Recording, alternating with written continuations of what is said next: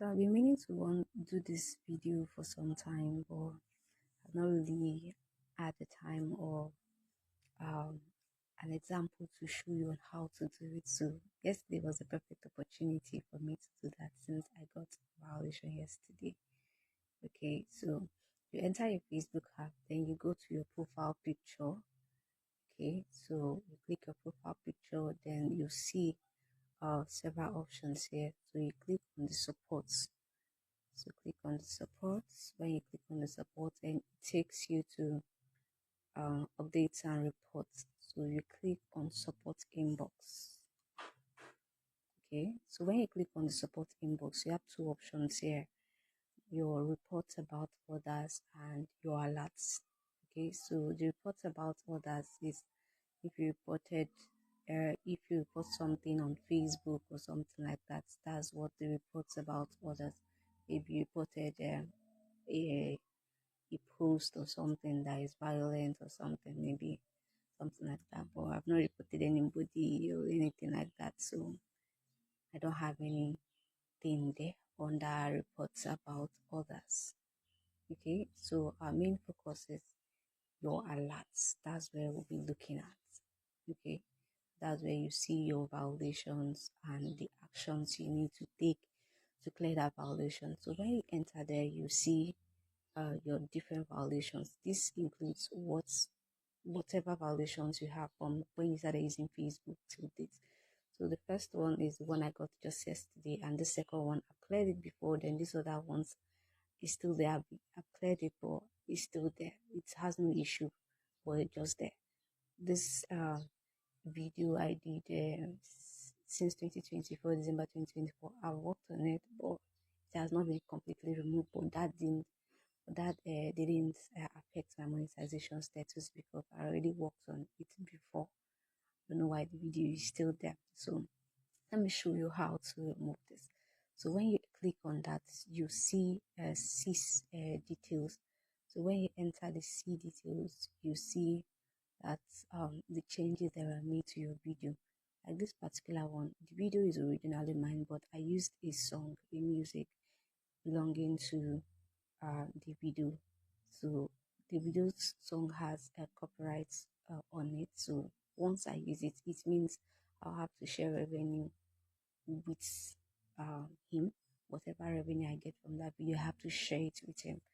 Okay, so most of the time creators don't really do that. Sometimes you do that probably if you have a big fan base that you're making so much, you can decide to use those videos, those songs, and share revenue, but not like creators like all that coming up. Imagine sharing revenue, you know what it means. So this is where when you enter that copyright something, it's what it shows you about the copyright content. Copyright means that the owner of that content or that music copyrighted that song. So whoever wants to use it will have to seek permission from that person, or the person will have to share revenue with you. Okay, so that's will have to be done. So for you to do that, you have different options. Either you accept it or you delete the video completely from your timeline like that. Okay, so once you enter here, you now have three different options what you can do about the video or the picture, whatever it is. So the first one is accept changes, which means you accept that you share revenue with this person, or you accept whatever changes they made to that video. Sometimes it can be removing a particular part of that video, so whatever you want. So when you click on the accept changes, they will show you those changes that were affected, and if you want to accept those changes, you click on the accept changes.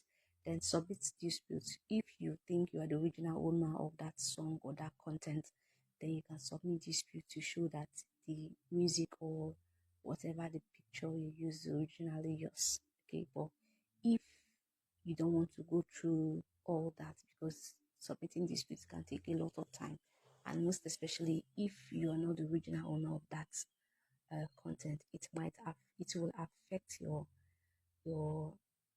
Facebook monetization status. Okay, and we don't want that. So most of the time, I go for remove video or remove content. That is so much easier to do.